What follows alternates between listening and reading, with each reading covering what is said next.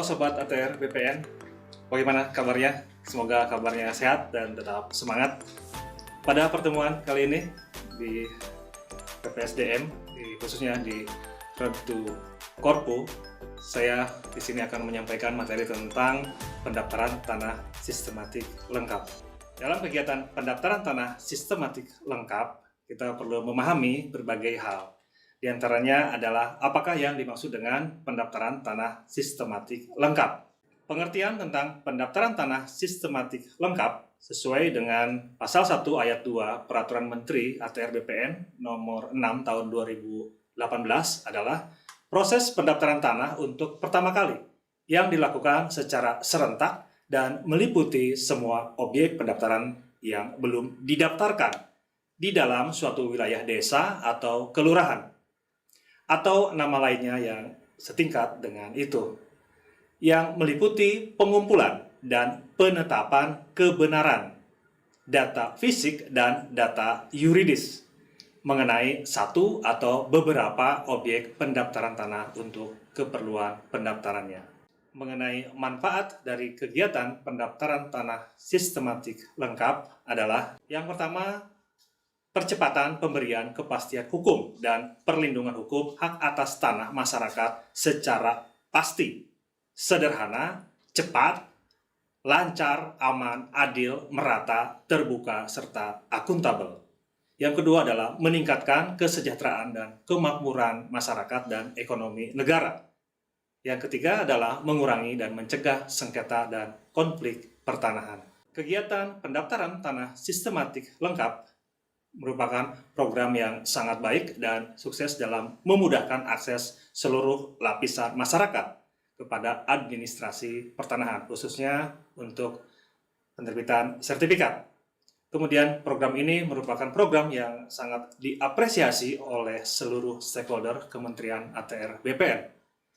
Dan program ini selayaknya adalah program yang berkesinambungan sampai seluruh bidang di Negara Kesatuan Republik Indonesia dapat terdaftar.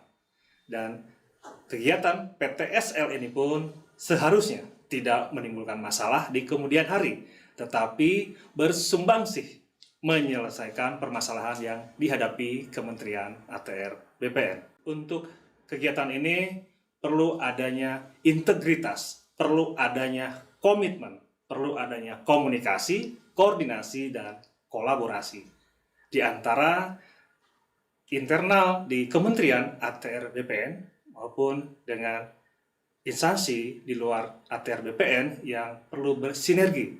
Kegiatan pendaftaran tanah sistematik lengkap memerlukan sebuah ketentuan atau sebuah aturan.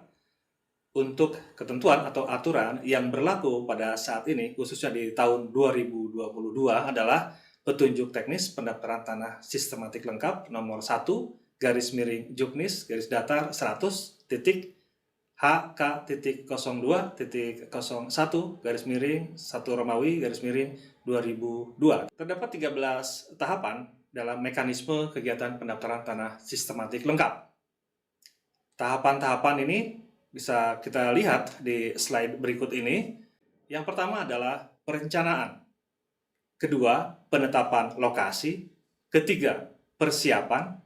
4. Pembentukan dan penetapan panitia adjudikasi PTSL dan satuan tugas. 5. Penyuluhan. 6. Pengumpulan data fisik dan pengumpulan data yuridis. 7. Penelitian data yuridis untuk pembuktian hak. 8. Pengumuman data fisik dan data yuridis serta pengesahannya.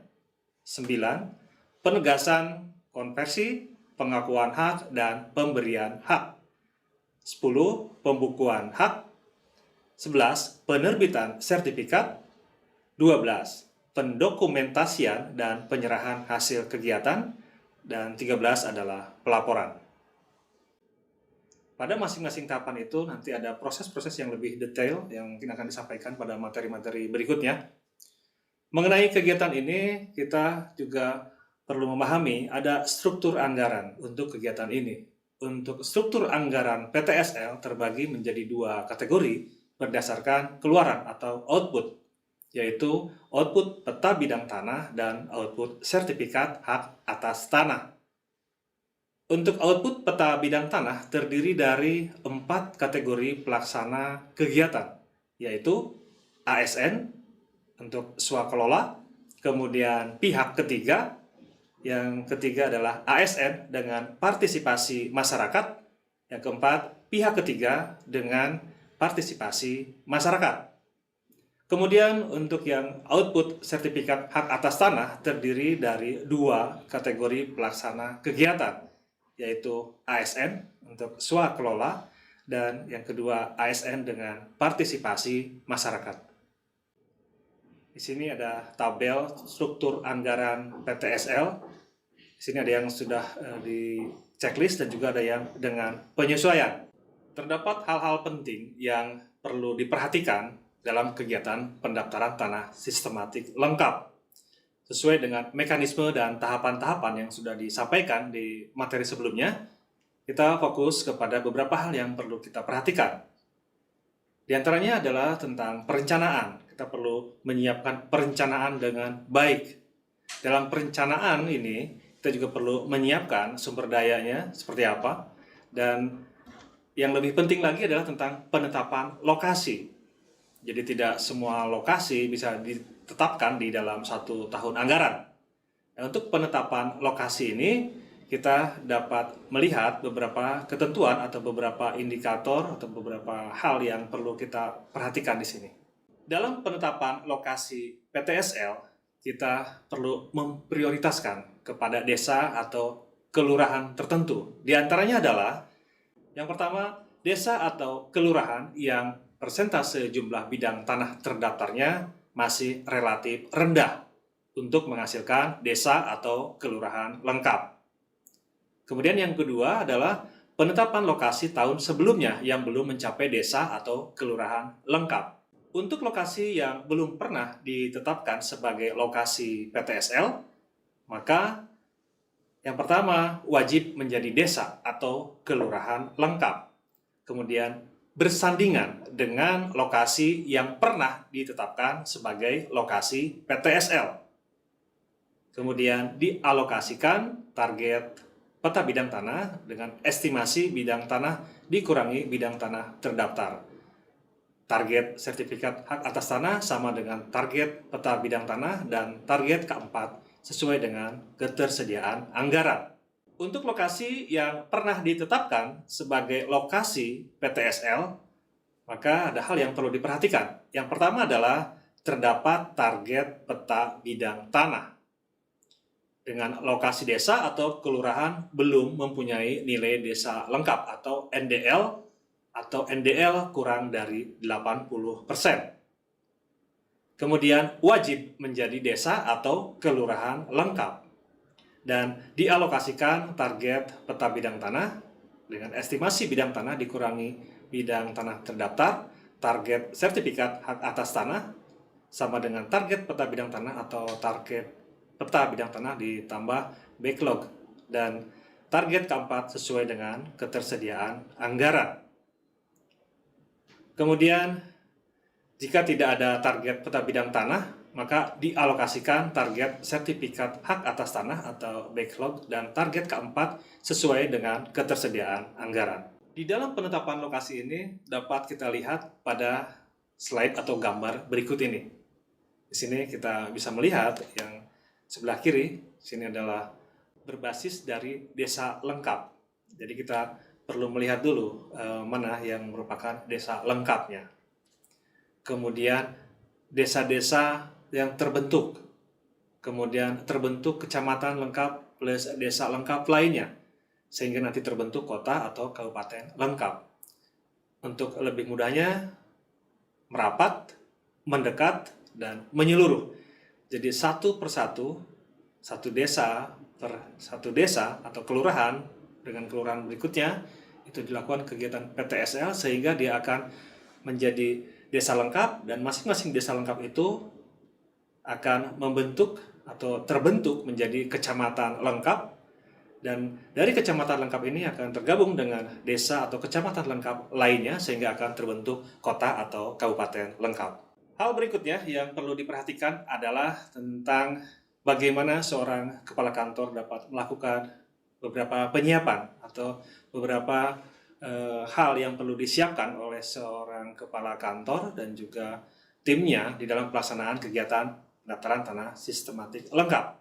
Yang pertama adalah sarana dan prasarana pelaksanaan kegiatan PTSL termasuk menyiapkan sarana penanganan pengaduan yang disampaikan pada saat penyuluhan. Kemudian sumber daya manusia, kemudian koordinasi atau sosialisasi yang dilaksanakan sebelum dimulainya PTSL oleh kepala kantor wilayah di setiap kabupaten atau kota lokasi PTSL kepada kepala daerah dan perangkat daerah terkait, DPRD kabupaten atau kota, Forkompinda, serta tokoh masyarakat. Dan yang berikutnya adalah penyiapan alokasi anggaran. Untuk pelaksanaan PTSL perlu disiapkan juga dokumen-dokumen sebagai berikut. Yang pertama adalah SK penetapan lokasi yang melampirkan peta penetapan lokasi pendaftaran tanah lengkap. Yang kedua adalah SK tim pelaksana disesuaikan dengan susunan tim adjudikasi dan satgas pada pelaksanaan pendaftaran tanah sistematik lengkap. Di sini saya tampilkan sebuah contoh peta tentang penetapan lokasi, di mana di sini ditampilkan bahwa ada beberapa lokasi desa yang menjadi lokasi penetapan kegiatan PTSL. Di sini kelihatan bahwa antara satu dengan yang lainnya saling berdekatan, dan ini juga perlu ada surat keputusan untuk menerbitkan ini. Hal berikutnya yang perlu diperhatikan adalah penyiapan peta kerja. Ketika sudah ditetapkan lokasinya untuk kegiatan PTSL, pada saat kita akan turun untuk kegiatannya langsung ke lokasi lapangannya, kita perlu juga ada peta kerja. Untuk peta kerja ini perlu mencantumkan beberapa informasi. Artinya tidak semua peta dapat dijadikan sebuah peta kerja. Ada hal-hal yang perlu diperhatikan untuk pembuatan peta kerja ini. Yang pertama adalah nomor peta kerja sesuai penomoran indeks lembar dalam satu desa atau kelurahan yang dibuat lebih detail dalam blok RT atau RW atau pedukuhan atau dusun atau disesuaikan dengan kearifan lokal setempat. Yang kedua, overlay peta pendaftaran dengan peta lainnya, misalnya peta batas kawasan hutan, peta kawasan konservasi, peta PBB, peta batas administrasi, peta LP2B, peta indikatif penghentian pemberian izin baru atau PIPPIB. Kemudian yang perlu dicantumkan di sini adalah jenis peta. Misalnya di sini ada peta foto, ada peta CSRT. Peta CSRT di sini maksudnya adalah peta citra satelit resolusi tinggi. Kemudian peta foto drone, peta garis atau peta lainnya. Hal berikutnya adalah kualitas dan skala atau resolusi peta. Skala 1:1000 untuk kawasan perkotaan dan 1:2500 untuk kawasan perdesaan, atau menyesuaikan dengan ketersediaan data. Berikutnya adalah tahun pembuatan, kemudian asal peta. Hasil dari penggunaan peta kerja oleh Satgas Fisik dan Satgas Yuridis sekurang-kurangnya mencantumkan informasi. Yang pertama adalah hasil pemetaan bidang-bidang tanah terukur. Yang kedua, NIB atau nomor berkas atau nomor urut bidang per bidang terukur atau terpetakan.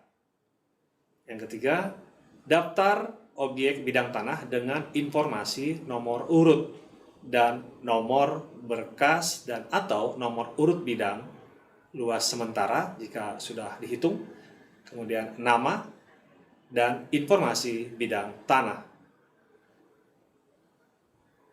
Peta kerja merupakan alat kontrol kualitas terhadap keberadaan atau ketersediaan target PTSL, baik bidang yang belum terdaftar, itu target peta bidang tanah, K4, K3.1 atau K3.3. Pada slide berikut ini dapat dilihat contoh peta kerja yang digunakan.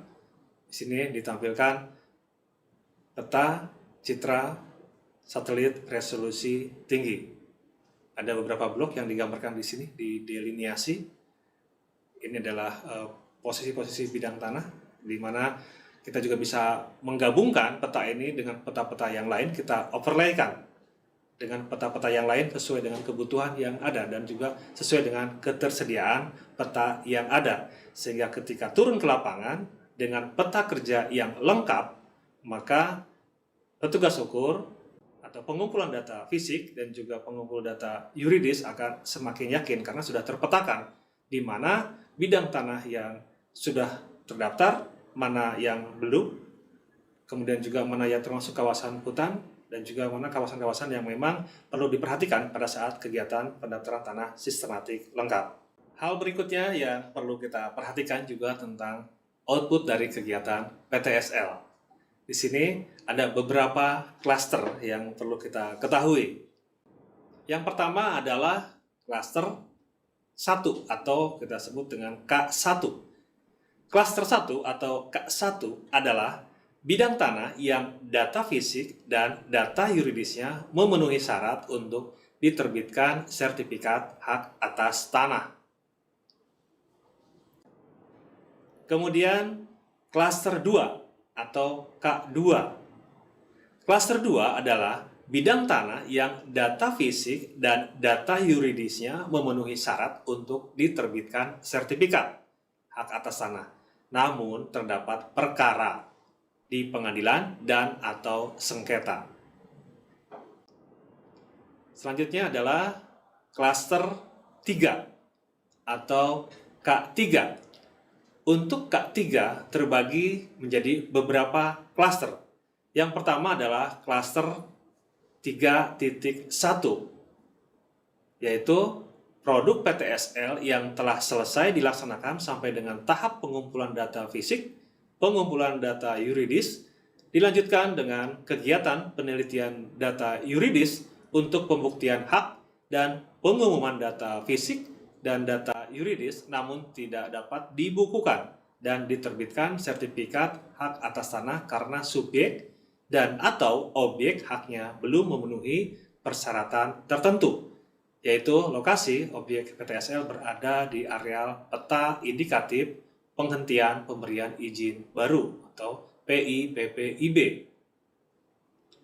Kemudian ada klaster 3.2. Klaster 3.2 adalah produk PTSL yang telah selesai dilaksanakan sampai dengan tahap pengumpulan data fisik dan pengumpulan data yuridis, dilanjutkan dengan kegiatan penelitian data yuridis untuk pembuktian hak dan pengumuman data fisik dan data yuridis, namun tidak dapat dibukukan dan diterbitkan sertifikat hak atas tanah karena tanahnya merupakan objek P3MB, PRK5, ABMAT, tanah ulayat, rumah negara Gogolan 3 yang belum lunas sewa beli, objek nasionalisasi, atau subjek merupakan warga negara asing, BUMN atau BUMD atau BHMN, badan hukum swasta, konsolidasi tanah yang tidak dapat diterbitkan sertifikat sesuai dengan ketentuan. Selanjutnya adalah klaster 3.3.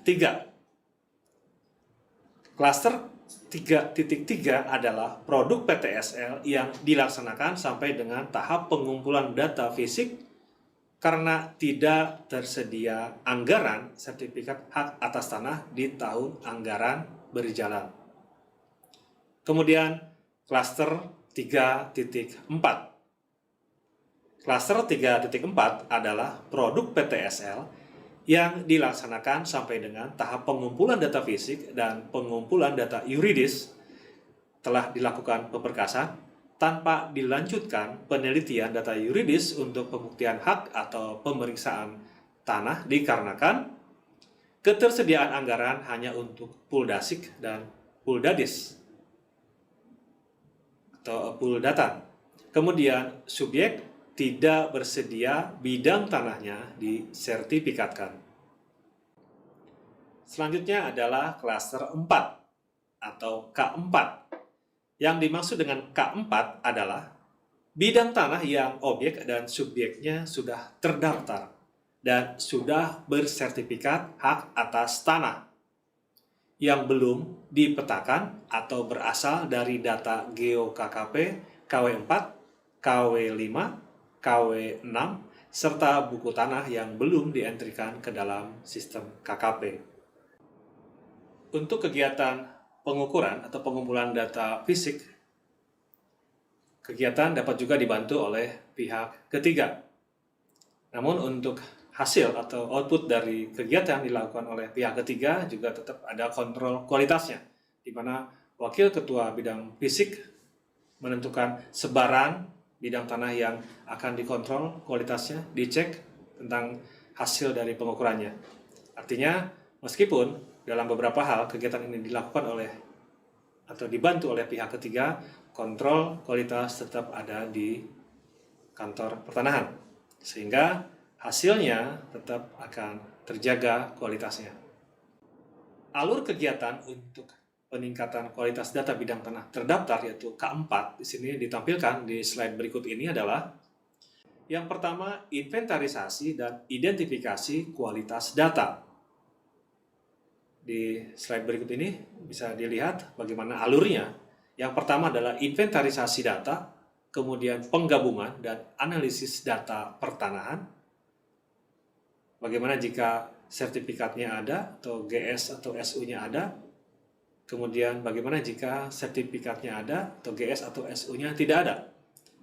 Setelah diinventarisasi, maka dilakukan pengecekan studio. Yang dimaksud dengan pengecekan studio adalah pengecekan yang dilakukan di kantor dengan melihat data yang ada. Kita bisa menggunakan ruangan di studio dengan menggunakan berbagai aplikasi. Di sini kita lakukan pengecekan bidang tanah. Setelah dicek, kemudian diindikasikan alokasi bidang tanahnya. Setelah dilihat di sini mana yang terindikasi tumpang tindih. Selanjutnya ke kegiatan lapangan. Jadi setelah diketahui mana yang terindikasi tumpang tindih, kita lakukan persiapan pengecekan lapangan, kemudian pengecekan lapangan, dan pengukuran bidang tanah dan penataan batas. Setelah selesai, maka gambar ukurnya di plotting untuk finalisasinya, di plotting pemetaan, kemudian perubahan data yuridis, K4 yuridis disesuaikan. Selanjutnya adalah kontrol kualitas, validasi bidang tanah, dan berita acara pengumpulan data fisik K4. Yang tadi disampaikan adalah beberapa hal yang perlu diperhatikan pada saat kita melaksanakan kegiatan pendaftaran tanah sistematik lengkap. Di sini juga kita melihat ada hal-hal yang perlu menjadi pertimbangan, yaitu tentang permasalahan-permasalahan yang biasanya terjadi di dalam kegiatan pendaftaran tanah sistematik lengkap. Yang pertama adalah pada saat pengumpulan data yuridis. Pada saat pengumpulan data yuridis perlu diperhatikan bagaimana data-data yang dikumpulkan oleh masyarakat. Termasuk masyarakatnya juga perlu memperhatikan berkas apa yang dimiliki untuk menguatkan bahwa dialah yang menjadi subjek pemegang hak atas tanah di bidang tersebut. Kemudian juga bagaimana keterlibatan atau keterkaitan desa atau aparat desa atau perangkat desa ataupun kelurahan di sini, sehingga data yang ada di desa pun dapat mendukung bagi kelancaran pelaksanaan kegiatan PTSL, termasuk sumber daya yang ada di kantor desa atau kelurahan. Kemudian bagaimana tentang berkas-berkas PTSL, Kemudian berkas-berkas tersebut juga perlu di filing atau dilengkapi atau di binder atau mungkin diadministrasikan dengan baik sehingga tidak keliru di situ. Hal yang tadi yang saya sampaikan yaitu tentang permasalahan pengumpulan data yuridis. Jadi pada intinya pada saat pengumpulan data yuridis diperlukan data yang lengkap, data yang valid, data yang baik, termasuk subjek haknya juga harus jelas, termasuk dia juga harus cakap hukum sehingga layak untuk memegang atau diberikan sertifikat hak atas tanah. Selanjutnya juga data-data yang ada juga perlu kita kompilasikan, kita cocokkan, kita sesuaikan juga dengan data yang ada di kantor pemerintahan desa. Jadi di sini perlu ada kerjasama, ada koordinasi dengan pemerintahan desa dan juga data yang dimiliki di arsip yang ada sebelumnya, yaitu terkait dengan yang K4.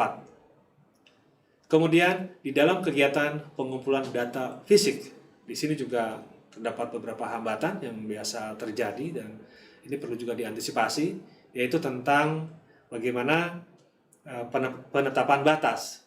Jadi diperlukan juga pemasangan tanda batas yang jelas atau yang perlu disepakati dengan baik. Yang lebih optimal biasanya kita bisa melakukan pemasangan batas secara serentak.